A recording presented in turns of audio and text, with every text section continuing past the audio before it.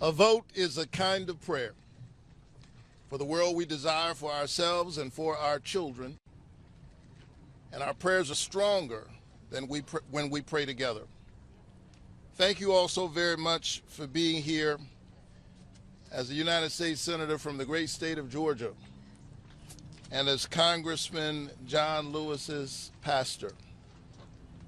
I had to be here today to stand with you because voting rights is always a top priority for me.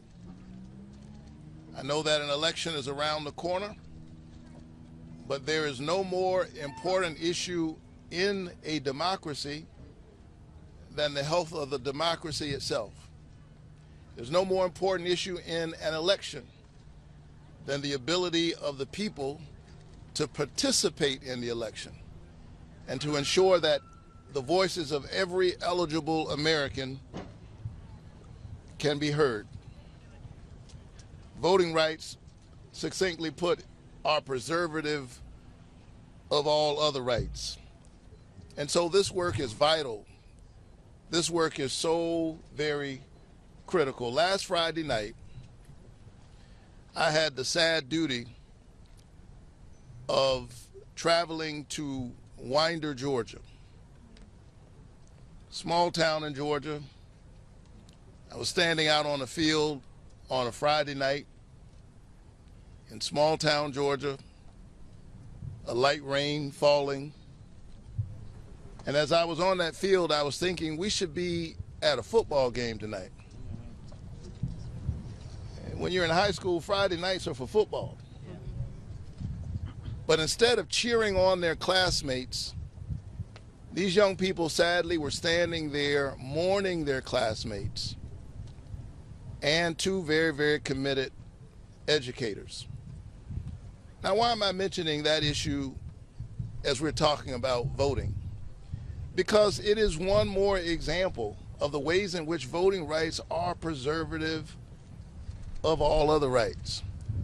We are seeing increasingly a yawning chasm between what the people want and what they are able to get out of their democracy.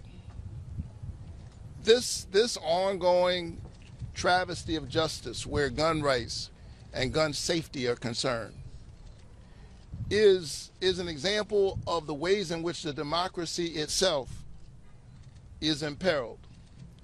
According to a Fox News poll, and you won't hear me say that often, but according to a Fox News poll, 87% of Americans want to see universal background checks. That means Democrats and Republicans, our differences notwithstanding, Americans, ordinary people, not politicians, but ordinary people, normal people, see this issue. And they see plainly that we ought to have universal background checks, for example. That you can't say that it's not people it's guns, it's people who kill people, not guns, and then not want to know who the people are. Well, why are we stuck? We are stuck on this issue and on reproductive choice and on a whole range of issues because of the outsized impact of corporate interests in our politics, because of the control of money in our politics, because of racial and partisan gerrymandering, which makes state houses look very different from the way people actually vote, and ensures that politicians are only concerned about somebody being more extreme than them.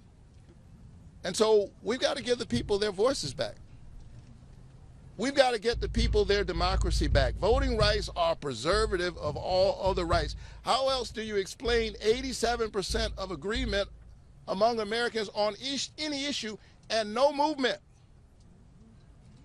We can't even get a debate in the United States Senate on background checks in spite of the agreement among everyday Americans.